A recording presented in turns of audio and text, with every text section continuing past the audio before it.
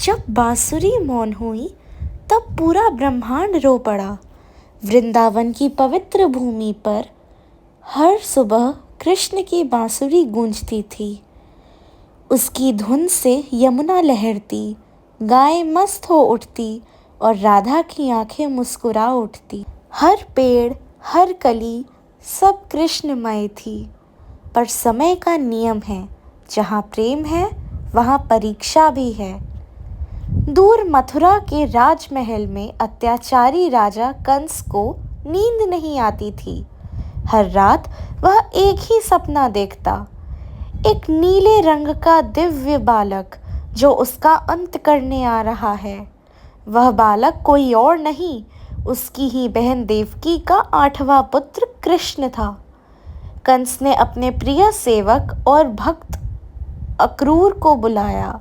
अक्रूर, जाओ, गोकुल से उस कृष्ण और बलराम को यहाँ बुलाओ। कहो कि राजा उन्हें ढूंढ रहे हैं। अक्रूर का मन कांप उठा।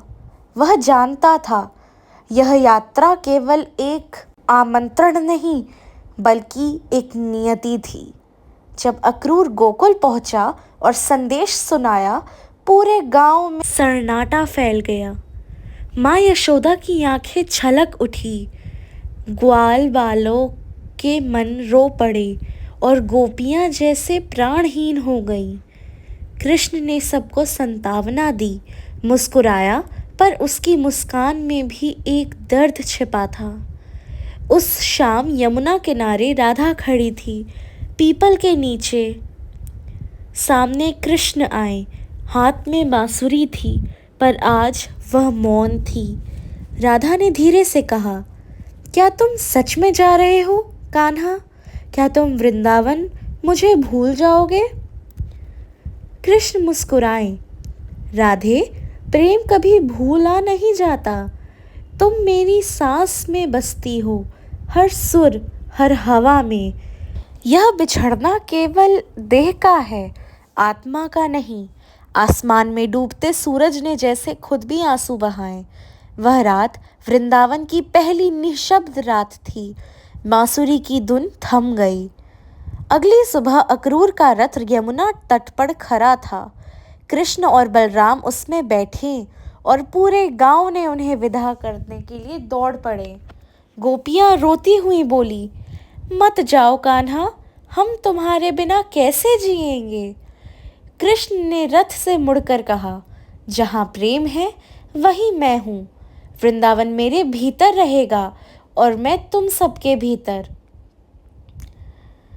रथ बढ़ा और जब अक्रूर ने पीछे मुड़कर देखा तो उसने यमुना के जल में एक अद्भुत दृश्य देखा। कृष्ण और बलराम का रूप बदल गया और वहां स्वयं भगवान विष्णु और शेषनाग प्रकट हुए। अक्रूर को समझ आया कि जिन 2 बालकों को ले जा रहे हैं वे स्वयं सृष्टि के स्वामी हैं। मथुरा पहुंचे तो जनसमूह उमड़ पड़ा। लोग उस गोपाल बालक की झलक पाने को आतुर थे, जिसकी छवि में अपार तेज था। कृष्ण ने राजमहल में पहुंचकर धनुष तोड़ दिया। वह गर्व से कांप उठा और कंस का चेहरा पीला पड़ गया। क्रोधित होकर कंस ने हाथियों और योद्धाओं को कृष्ण पर चढ़ा दिया, पर कृष्ण और बलराम ने सहज भाव से सबका अंत कर दिया। उसका हर वार धर्म की रक्षा पर प्रतीक था। अंत में कृष्ण सिंहासन तक पहुँचे। उन्होंने कंस की ओर देखा और कहा, मामा, भय और अत्याचार सदा के लिए समाप्त हो चुका है। और उसी क्षण अत्याचार का अंत हुआ। कृष्ण ने अपने कर्म से धर्म की विजय की। युद्ध के बाद कृष्ण अपने असली माता पिता देवकी और वासुदेव के पास पहुँचे। वे वर्षों से कैद में थके टूटे परंतु भक्ति से भरे थे। जब उन्होंने कृष्ण को देखा, उनकी आंखें भर आई। कृष्ण ने उन्हें अपना दिव्य रूप में दर्शन दिए। 4 भुजाएं, शंख, चक्र, गदा लिए। वह स्वयं विष्णु रूप में प्रकट हुए। देवकी कांपती आवाज में बोली, बेटा, इतने वर्षों का दुख तुम्हारे इस रूप ने मिटा दिया। कृष्ण मुस्कुराए, उनके चरण छूते बोले, माँ, अब मैं फिर वही तुम्हारा बालक कृष्ण हूँ। और उन्होंने अपनी मैया सारी यादें भुला दी कि आखिर उनका अस्तित्व क्या है, ताकि वे उन्हें केवल अपने पुत्र की तरह प्रेम कर सके, एक भगवान की तरह नहीं। वृंदावन में राधा अब भी यमुना किनारे बैठी थी। हवा चली और दूर से एक हल्की बांसुरी की धुन आई।